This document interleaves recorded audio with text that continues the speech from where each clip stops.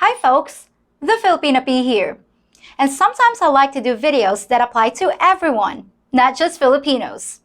I cover plenty of cultural stuff, but some topics transcend all of that. And today is one of those subjects.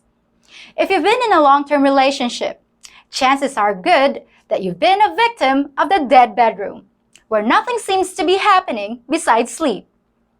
In a new survey on relationships, 51% of people responding report sexless dry spells lasting from months to an entire year.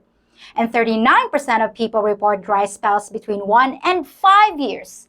That's not healthy, folks. There's so many articles and videos about how to spice things up in a relationship.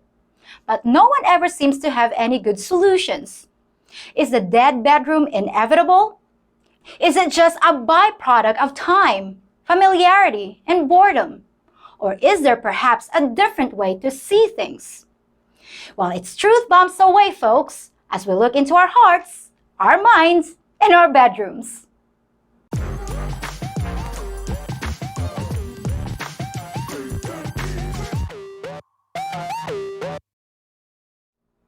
Now, most people who are old enough to have had a committed partnership know that bedroom fun can be one of the first casualties. It's only natural, right? After all, there are only so many things you can do in there. And no matter what, it's gonna get old. Or is it? Well, the problem is certainly not a new one. And almost every magazine or online resource that handles relationships has covered it. So what do they say? Well, much of the advice seems to center around things like buying your partner chocolates or doing something romantic like tossing rose petals around the bathtub. I'm sorry, folks, but that just won't work because it's treating the wrong issue, the issue of affection rather than passion, which are two different things. If I stop by the store and buy you your favorite dessert as a surprise after dinner, that shows my affection for you. But it probably won't make you want to tear my clothes off. The bedroom is all about passion, and flower petals and candy aren't the most effective aphrodisiacs. Other suggestions include helping your partner more around the house. While doing household chores might make your partner more agreeable to having fun in the bedroom, it sounds more like a reward for good behavior than something that actually turns her on. The sight of a guy drying dishes doesn't usually translate into an evening of uncontrollable passion. So what about the other solution we always hear? Scheduling a date night. Well, before I tell you why I think that's not gonna work either, let me explain something I call my lobster theory. Let's say you're absolutely crazy about lobster. The taste is sublime, and it's far and away your favorite food. Nothing else even comes close. But what if you ate lobster for breakfast, lobster for lunch, lobster for dinner, and the only snack you ever ate was, you guessed it, lobster bites? How long do you think it'd take before you stop being excited by the thought of a plate of steaming lobster? I mean, it's still the best food there is, and you're happy to eat it. But wouldn't you kind of lose your enthusiasm for it? Your passion? And scheduling a date night is nothing more than setting aside a whole evening for eating even more lobster. And you're expected to suddenly be passionate about it too? Oh, the pressure. So up until now, we've been talking about what doesn't work. But what's the answer? Well, I'm no relationship expert, just someone that appreciates common sense advice, doing some research, and having a willingness to look at the reality of a situation. But one thing I've discovered is that people crave variety. It's just the way it is. Now, desire for variety doesn't necessarily mean we actually crave other people. We just want something we haven't experienced a million times before, even if it's just in our minds. Introducing the power of the fantasy. In the largest survey ever on the topic, 97% of adults reported having sexual fantasies, which are mental images a person finds arousing, and something they often fixate on during bedroom activities. So almost everyone has them, and almost everyone uses them at the appropriate time. But do you know what your partner's is? Do you know what makes them hot and bothered? Because I guarantee it's something. Something that does make him want to tear your clothes off. Now we're talking about passion, and that's the missing bedroom ingredient. Affection is that warm, comforting feeling, but passion is that frantic, urgent emotion that can keep a relationship feeling fresh and exciting. Especially if you can experience your fantasies together with your partner, either in real life or just in your imaginations.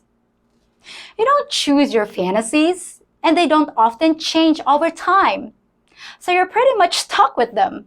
And they're such an important part of who we are, especially in the bedroom, that it's really important that we share them with the person we love. Find out what turns your partner on. Accept their fantasies, and if you can, indulge them. If you don't, you leave the desire unfulfilled for your mate. And an unfulfilled desire is a future problem. So what are these fantasies? Are they like snowflakes with every person having a completely different scenario? Or are there commonalities? Well, it turns out that while the details can vary, the main themes are commonly shared by a lot of people. Over 20% of adults fantasize about, or actually indulge in, novelty enhancers to switch things up in and out of the bedroom. Things like having adventures in semi-public places, or introducing foods such as whipped cream and strawberries. Things that add variety to the regular routine. Over 25% of people choose some form of bondage as their fantasy of choice, playing with roles of dominance and submission. The surprising popularity of books and movies like 50 Shades of Grey are a testament to the power of this kind of excitement. But the most popular fantasy is the threesome, with over 35% of adults making it their top turn-on. Many couples find that just discussing it adds passion to their love lives. But other couples have decided to pursue their fantasies in real life, which can be a risky proposition unless both partners are on board and have a very secure relationship. And even then, it can sometimes cause devastation. For other people, however, it's the perfect answer to boredom and predictability. Now, of course, fantasies need to be something legal and something you're okay with. If one of you feels dirty or uncomfortable, it won't enhance the experience. Unfortunately, sometimes people are stuck with fantasies that just won't work for a couple. And that's why these things need to be discussed early in a relationship. So do you have to indulge your fantasies to be content in a relationship? No, and you don't need anything but basic food and water to survive either. But people tend to pursue what interests them. And if you're not included in your partner's fantasies, they might eventually start looking for someone else to star in them. I know it can be an embarrassing and potentially difficult subject for some people. But if you don't discuss it, it can bite you in the butt, especially if butt biting is part of your fantasy. And you run the risk of ending up with a dead bedroom. The happiest couples I've ever seen were those who were in tune with each other, including their fantasies and secret turn-ons, and shared them with each other. Those same people tend to have really secure relationships, full of open communication and passion. So put down the box of chocolates, unless they're a part of the props. Sweep up the wilting rose petals you threw around the bathtub, and sit down with your partner for a real heart-to-heart. Hiding what turns you on doesn't sound very healthy to me, but I'm just one opinion, one voice in a sea of others. Whatever you and your partner decide, may you both find your happiness. I'm always fascinated by human behavior and relationships. I'm very interested in what makes people tick. Normally, I'd ask you viewers to tell me your fantasies. But in this case, I think we'll just let everyone keep them to themselves. Well, I'll be back in a few days with something a lot of you folks requested. So stay tuned and keep smiling. Till next time, folks.